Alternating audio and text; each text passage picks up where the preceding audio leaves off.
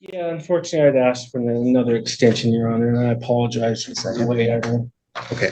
make further attempts to You resolve may, this. yeah, I'm not going to tell you what to do, but you may want to consider not just relying on law enforcement. You may want to try a process server to do it. Okay. You know, I mean, you can just Google process servers in Thurston County and find somebody. Okay. The matter will be Rebecca Heminger versus Foster and Doan. Yeah, come right on up. And did Rebecca Heminger appear?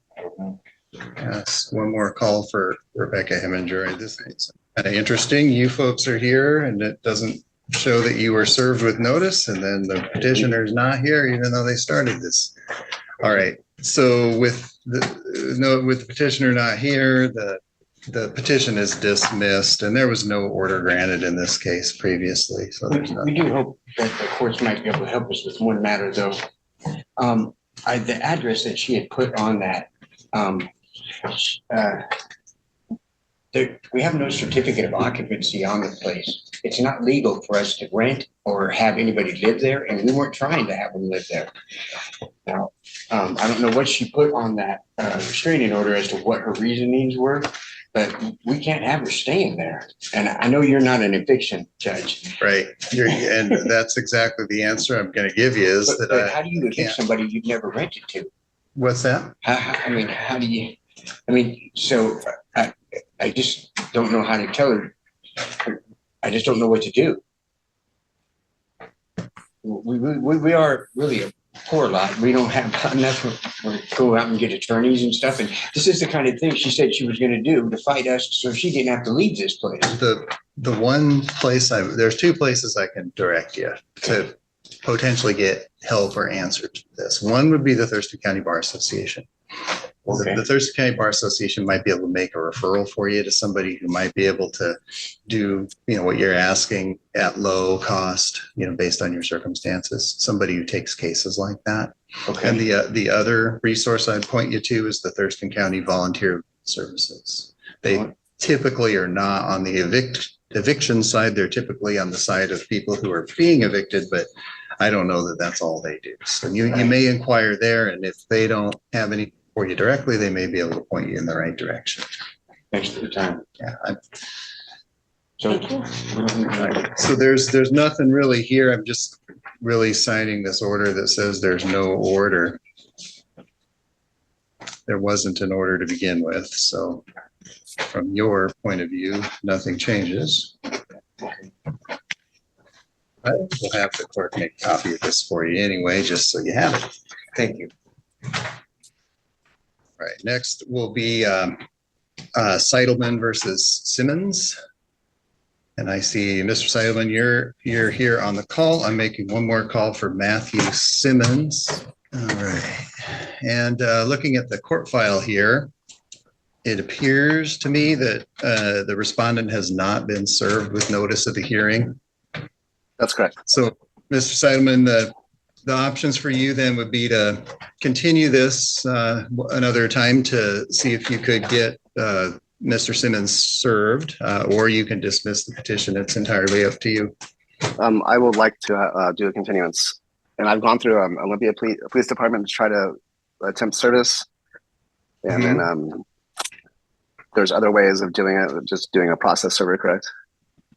Right, that's another way you can do it. Okay. I'll look into that and try to get him served. They've made several attempts to contact him and have been unsuccessful. All right, I'll extend your temporary order for another 2 weeks. Okay. All right, so Mr. Simon, we'll see you back here on Monday, April 22nd at 9 a.m. All right, thanks for your time. The next will be Orsak versus Stoughton. All right, Deborah Orsak, I see you're on the call. You can turn on your camera and microphone. Ms. Orsak, can you hear me? I will move on to the next matter then while she's sorting out her connection. It's Chapman versus Falsing. Come on up and have a seat. Okay, so you're Jeanette and Benjamin Chapman, right? Correct. Yes. Yeah. And you, let me, something different about this case. It just procedurally different. You came in, what, 2 weeks ago, maybe a little less, and you asked for an anti-harassment order, but you folks already have an anti-harassment order with her, and you can, well, I guess you had one. It expired in the time between when you came in and today. All right. So my intention had been to sort of look at this as more of an extension of an existing order than as a new one, because that seems to be what you're asking for. We would like the conditions of the original anti-harassment order to be imposed. To the best of our knowledge, at this point, she has not turned in her firearms to law enforcement as was required in the original, and she has violated the anti-harassment order. Okay. And so we have you reported violations to law enforcement too? We reported that. Our main concern is that with her having firearms, she is has informed me. I've known her for years. She's informed me that she's on a daily dose of Valium, and she's carrying a concealed weapon, and has not turned in her firearms to law enforcement. Law enforcement went out when we came in the last time. They said that the order had to be. Well, let's do an extension because we had the old one already expired. So we can't really extend it. But we'll just take number 104 and we'll extend that one another 2 weeks for service. Oh, I got you. You know what I'm saying? The other one that expired on March 31st. I got it. Yeah. Yeah. I'm just getting you an extension for this order so she can be served. It looks like there was one or two attempts to serve her, but no success. Law enforcement was supposed to serve her, and the address that she's given is the same one that she's using for her divorce proceedings, and saying that is valid. However, when law enforcement went to serve her, they were told that she is not residing at that address, and they have a post office box for her, but the law enforcement could not serve her the order at the post office box. Was that Olympia Police? Lacey Police. Okay. All right. Well, we'll see, I guess, and on Monday, the 22nd, where we stand. All right. I'm just going to assign an extension of your temporary order for another 2 weeks. Give you another opportunity to get her served. Appreciate it. Was a process server the only other option? Well, that's a good option because in the sense that they're that's their business is serving legal papers on people. So they have ways of finding addresses that we don't. Exactly. Okay. They're like detectives who find people and serve process on them. And of course, they charge money for that. Right. No, this isn't a renewal. This is just an extension. I mean, it's an extension of the temp that was granted on. I have a renewal. That is,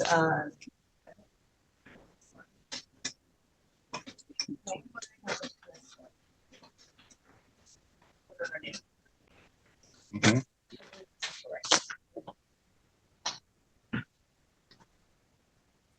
but if you're extending it for the 2 weeks of the order, Yeah, that's what I'm doing. yeah, the only one I have is the setting hearing and renewal and extending. All right. I'll let me go look on the website too. Double check. This is our first time at doing this, so we're learning as we go too. Yeah, the procedures are just different for renewing one than issuing a new one. All right, I'll be ready for you in just a second. All right, and now let me try Miss Orsak again. Yes, Are you with us? Yes. There we go. Yeah. All right, we're back on number 24-102, and apparently Ricky Staunton has not appeared, but it also looks like he has not been served. All right, so Miss Staunton, Orsak, I can extend your order another 2 weeks, give you another opportunity to get Mr. Staunton served. Yes, Your Honor. Okay, just stand by here. I'll sign that order for you. We have one thing too. His name is misspelled. It is Staton, Stayton. I'm sorry. Metz versus Herrick. And Ms. Metz, you just have a seat. There you go. And we've got Mr. Rayberger back. I see we've got Mr. Herrick on. Okay, and we had previously continued this case in order for everybody to get ready to file documents to use as part of the decision in the case. It looks like some additional documents were filed, and I have reviewed all of them. So I've reviewed the petition and the statements provided in that. I've reviewed the response and the attachments that were provided there. And I am probably about ready to issue a ruling based on the pleadings and filings. But before I do that, I'm going to give each party a chance to make any additional statements or any additional arguments that they would like to make, starting with you, Ms. Metz, because you're the petitioner. But before I do that, I'm going to swear you in. So please raise your right hand. And do you swear that the testimony that you give in this case will be the truth, the whole truth, and nothing but the truth? I do. Okay, now the microphone right there in front of you is going to allow Mr. Rayberger and Mr. Herrick to hear you. So Okay. you do your best to speak right into that. And you all let me know if you don't hear her, okay? All right, Ms. Metz, go ahead. Well, first of all, Your Honor, I would like to just point out that the material that was sent to you by Mr. Herrick's attorney, Joe Rayberger, both those lawsuits were instituted by Mr. Herrick. And they were eventually settled after a great deal of consternation and discussion and compromise. Okay. The second thing I would like to show you is that I got this picture because I was sent the information that Mr. Rayberger sent to you. I got copies as well. Mm-hmm. And the one picture here shows the part of the fence that fell down. Yep. And as you will notice, there is room on the easement to get around that.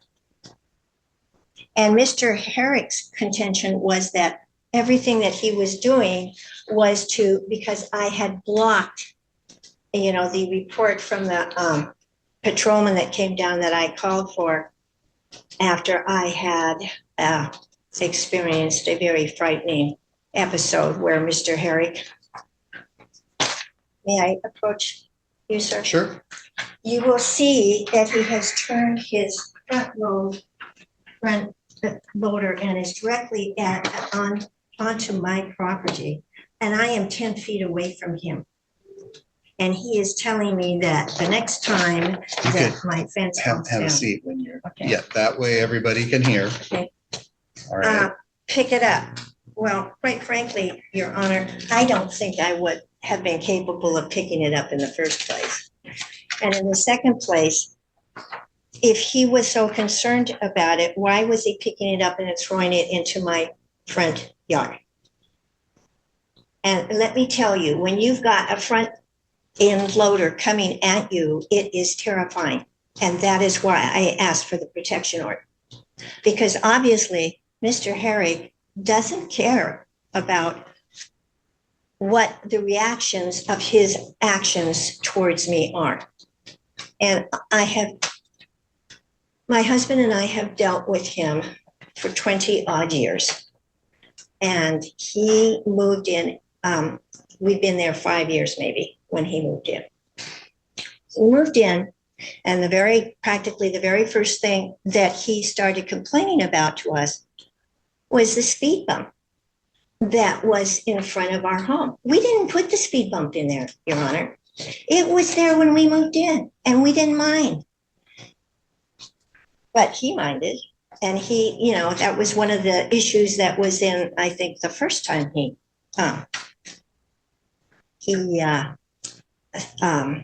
sued us. Since all of this, I have spent several thousands of dollars, and I have a brand new chain link fence that goes on my property down to not the end of my property, but the where I have a second driveway that goes into the big barn. So that should solve the problem. But I am not in the least bit happy that, with the thought that that should solve the problem, because it won't, because even though this fence has posts that are anchored in concrete, I fully expect that he will come up with some idea of why he had the right to damage or destroy the fence, which is what he did with our wooden fence. I am 83 years old, Your Honor. I am a recent widow. I don't need this hassle. I've got enough to deal with. And that's why I asked for the protection order. I just want him to leave me alone. I never talked to him. We are prevented, the second order, we were prevented from being able to walk down to the end of the easement and look out at the water. That's fine with me, because I don't want to go anywhere near him. I don't want to have anything to do with this man, and I want him to just leave me alone.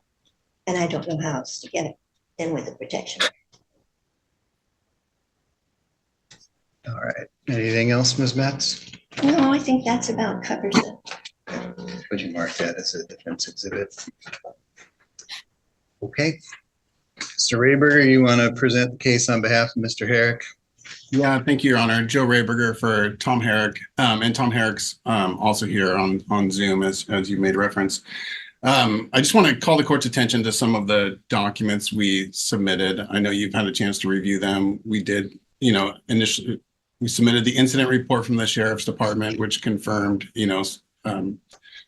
Dr. Herrick's position that the fallen fence was blocking the roadway and that it was necessary to be removed for emergency access and vehicular access, and that there was no criminal activity. Hello? This is the loan. Yeah, hello. I'm not sure who's speaking. Whoever's, just a second, Mr. Rayberger, whoever's just called in, would you please mute your microphone until your case is called? Yes, sir. Thank you. That happens. All right, sorry, Mr. Rayberger. No problem. This is the lone access point for the Herrick family to reach their property. Tom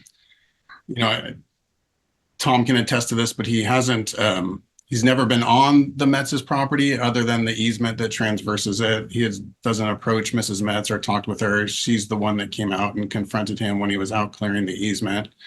The pictures we showed, not just of the fallen fence, but then also the fence was, Tom can attest to this, but he hasn't, he's never been on the Metz's property other than the easement that transverses it. He doesn't approach Mrs. Metz or talked with her. She's the one that came out and confronted him when he was out clearing the easement.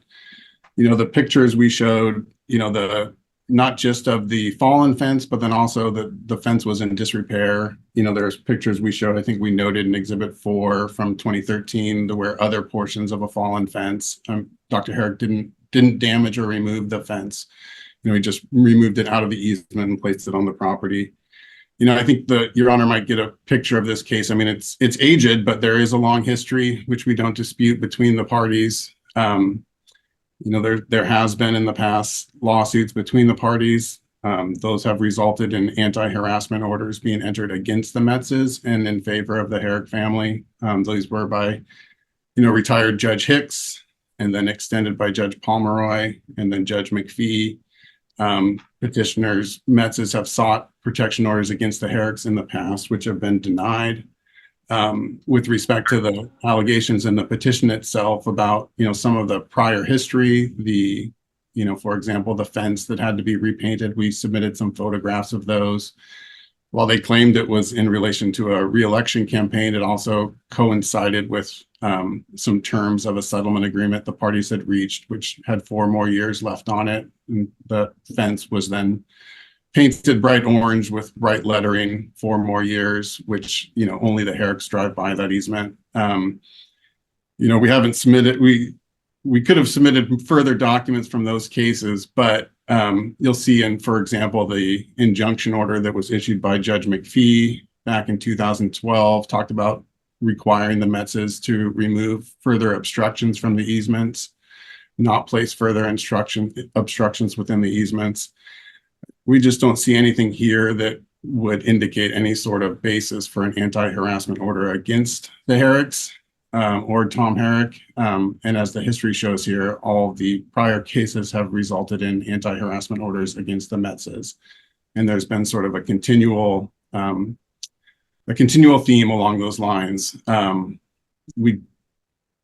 Anyway, Tom, would you like to say anything if you'd like to address the court, or if you want to be sworn in first? But I think we'd ask your honor to dismiss the petition. Okay, go ahead, sir. I'd just like to say that, first of all, she came out, I was removing the fence from the easement, and they've had a long history of blocking the easement. The fence was sat there all day. It was difficult. My wife and daughter were leaving that morning. They couldn't, we cleared a path around it so they could get out. And then when we came home I left a little later in the morning. We came home at about 6 o'clock at night. The fence was still there in the roadway. I went up and removed it. That's true. She came out and confronted me. I was not ever on her property. I didn't approach her. I didn't get off the mini excavator, and I removed the fence from the easement. I didn't even. She initiated. I mean, she was yelling at me. I asked her why she didn't remove the fence, and she said, "Why should I?" And that's the kind of just the attitude that they've had for a long time. I mean, if you looked at the previous stuff, and not only us, but other neighbors have had issues with them for a long time. And that's, but I've never been on their property. I've never approached her. I've never initiated a conversation with her. She came out, was yelling at me. Why was I removing the fallen down fence from the driveway? I mean, that's the situation. She can kind of skew it like, oh, she's this poor widow, but they have had trouble with everybody that's lived around them for years. And that's kind of the situation, Your Honor. All right, thank you, sir. All right, I've reviewed all the exhibits that have been received, considered the testimony that's been offered from the beginning with the initial petition to the testimony that I've heard here today. And actually, my initial impressions of this have changed very little. There was no basis to issue an anti-harassment order when this was filed. There's still been no basis demonstrated. The activity that's claimed to be harassment is, in my view, under the totality of the circumstances that are presented here, simply ordinary usage of an easement. I think anyone who has an easement for ingress and egress has the right to keep it clear. And any party whose estate is burdened with an easement has an obligation to keep it clear. And I can't interpret this as anything other than Mr. Herrick removing an obstruction on an easement, which, even if there wasn't a settlement agreement between the parties, it apparently specifically allows that. A person who has a dominant easement would be allowed to do that regardless if it were obstructing their use of their easement. So there's just nothing here that constitutes any kind of harassment.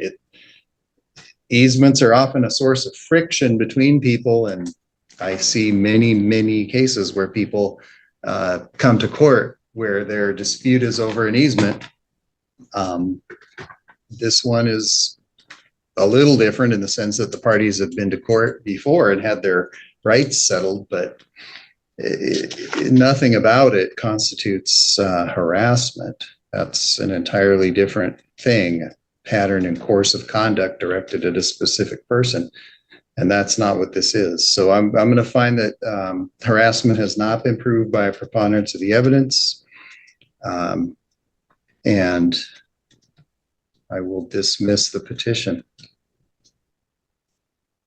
Thank you, Your Honor. Thank you. Baird Lira versus Carter. And that is number 24-90. All right, and I see Ms. Barlra is here and Mr. Carter is here. So we'll go ahead with your case. This is Ms. Barlra's petition for an anti-harassment order against Mr. Carter. This case was filed on March 22nd. There was no temporary order granted, and the hearing was set for today. It appears that Mr. Carter was served on April 2nd. So I'm going to ask you, Mr. Carter, are you ready to go ahead with this hearing? Yes, Your Honor. Okay, very good. All right, I'm going to have both parties raise your right hands, please. And do both of you swear that the testimony that you give in this case will be the truth, the whole truth, and nothing but the truth? Yes. Yes. Okay. Then, Ms. Barlra, you get to go first as you're the petitioner in this case. Keep in mind that everything that you have previously filed, including your petition, is already part of the record and can be used as my basis to decide the case. So it's not necessary for you to repeat everything that you've already either submitted in writing or in exhibits before. So go right ahead. Okay, thank you, Your Honor.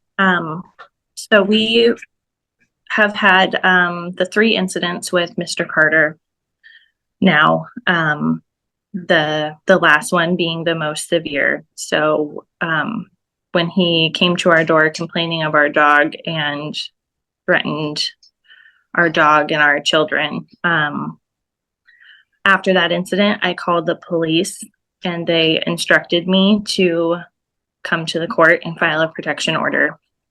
That would be our best case scenario. So every incident has been an issue about our dog barking and bothering him. Our yards are parallel to each other. There is another property in between us, so we don't share any property lines. But he is kind of up on a hill and can see down into our yard. So, but our dog is never outside for more than 10 or 15 minutes at a time. We haven't had any complaints from any other neighbors or any complaints with the HOA about noise with our dog or our home or anything. The neighbor that is in between mine and Mr. Carter's home has had similar troubling encounters with him as well. He did seem to be mumbling and possibly intoxicated. I'm not sure. So when the second encounter we had when my son was outside and heard some yelling, he did say, "Stop or I'll shoot." That was what my son thought he heard. We went outside and didn't hear anything further, so we didn't contact the police at that time. But then it was about 2 weeks later that Mr. Carter came down and knocked on our door and made the comments he did to me about, "I don't want to kill your dog or hurt your kids, but if I have to take matters into my own hands, I will."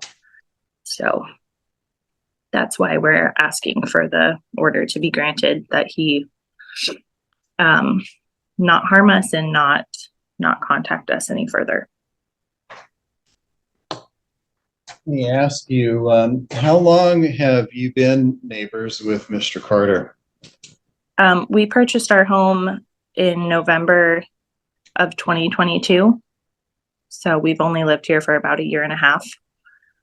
So, and he already lived there when you moved in? Yes, sir, Your Honor. Continuously since November of 2022? Yes. All right, I just wanted to get a time frame here. And the incidents that you talk about, with the exception of the most recent one on March 12th, are not dated. So can you tell me when that first alarming contact took place? The first contact, Mr. Carter walked down to our house and knocked on our front door, was in October of last year, so 2023. My husband answered the door and spoke to him. He was just expressing concern and complaint about our dog barking in the yard. That time we had a new friend come over for dinner. We had just let the dog outside to calm down for a minute, and Mr. Carter came right right down to our house to start complaining about the dog barking. So that was about 6 months ago.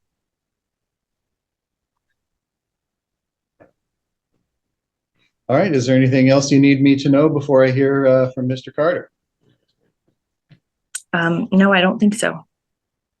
Okay, Mr. Carter, let me hear your side of it. Good morning, Your Honor. Yes, the first time I went over there, I was polite and I let them know that their dog has a very specific kind of a howlish bark to it, a very kind of unique sound. And I understand that just about everybody in there has a dog, and I went to other people also to let them know that something just has to be done. What I find the most disturbing about this is that, yes, I did say, I said to her, I don't want to have to kill your dog. I don't want to have to do it to get this settled. And ever since the third event, I haven't heard their dog out barking anymore. So if they would have just did that, whatever they did recently, the first or the second time, there wouldn't have been a third time. That's all I really have, sir. She's twisted the words. That's not quite how it went, but I'm not a violent person. I just recently came back from overseas and in August of this year, and August 23, excuse me. And the only reason I'm back here is because I got medically retired, and I'm just trying to fix my house back up to the way it used to be before I left. And I just don't want to hear all of the dogs barking all the time. Now, I have went to other neighbors. I have one next door neighbor that I went to several times, and I was advised by the HOA to contact the Thurston County Humane Society, and I did all that, and I complained a few times, and I just found out yesterday that they are actually being fined for noise pollution, and so I have avenues now that I'm aware of that are working. But before, everyone was saying, well, there's nothing much we can do. There's nothing much we can do. Apparently that's not true. Apparently there are avenues now. Thank you. All right, thank you, sir. Okay, it's not a problem to complain about somebody's dog or generally about noise. That sort of thing happens all the time in normal life in neighborhoods where people are living close to each other. Some people aren't even particularly nice about it when they do complain. They can be rough, they can be crude, they can be mean, but none of that is harassment. None of that is a problem. It's just the kind of thing that you encounter living a normal life. Is sometimes you encounter people who aren't particularly pleasant. However, it's a little bit over the top to tell a mother that her kids and her dog might get shot if they're not quiet. I think that sort of thing could cause any reasonable person quite a bit of concern. And then today, hearing this, just the way the testimony, Mr. Carter's testimony was presented, was that would just be something that might have to happen if his needs weren't met, and he didn't have another avenue to, have the dogs be quiet. And I don't think off the top of my head that I could imagine a circumstance where it would be appropriate for somebody to shoot a neighbor's dog just on the basis that the dog is loud and disturbing. And the fact that Mr. Carter would just sort of casually mention that that's among his options is a little bit concerning. And I think that the reaction that Ms. Barrd-Lira has to that is entirely normal and appropriate. And any reasonable person who was faced with those confrontations and comments would believe that she's being threatened and intimidated into silence, or even worse. So I don't think there's any question that those comments were made with the purpose of causing mental anguish to Miss Barlra. And so I'm going to find that harassment did occur. And therefore, I'm going to grant the request for an anti-harassment order.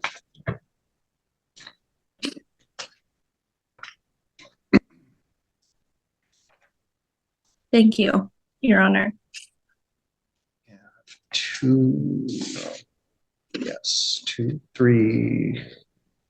minors. All right, I've issued the anti-harassment order as I indicated. This order will be in effect for the next year. And this order prohibits any contact, any harm, and it has an exclude and stay away provision from the residence of Miss Barlra and the children. All right, I'm going to have the clerk file this order. It'll be available to both parties as soon as she files it. All right, that'll conclude your hearing for today.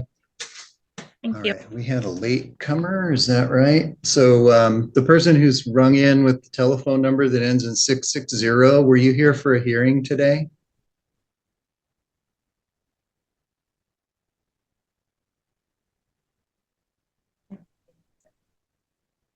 Was that my number, Your Honor? All right, yeah. Were you here for a hearing today?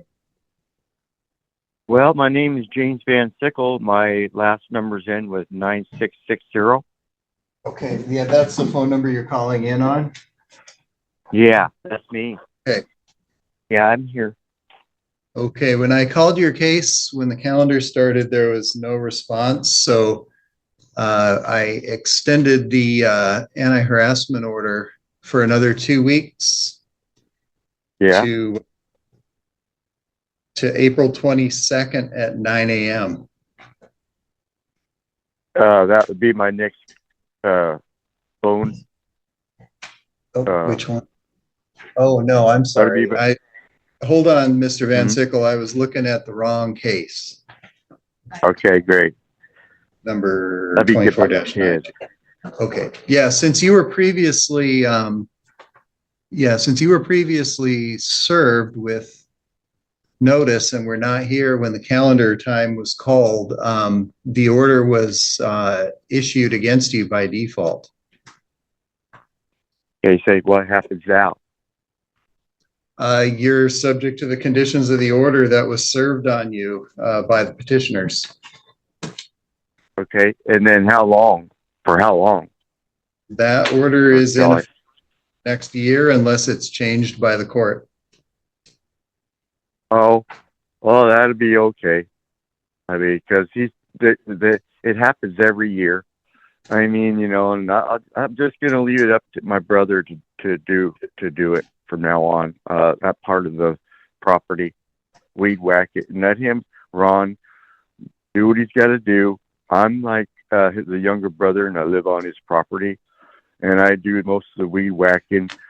And Les next door, every year he lets his branches and blackberry bushes grow over Ron's fence. Ron's 75. Ron still likes to do it, but I say, why don't you just have him do Mr. it, Ron? Mr. Van Sickle, that's all up to you. Okay. I'll leave it to you to decide how you want to deal with that. Yeah, it's just best to just have no friction, you know, like you say, no friction. Just let Ron deal with it, and then let it go, and then everything will be good till next year. I mean, yeah. I mean, no sense then getting in the way with you, and you got all kinds of things to do. I'll just behave and say goodbye. Does that sound good? All right. Thank you, Mr. Van Sickle. All right. You have a good day. Thanks for everything you do for everybody. Okay? Thank you.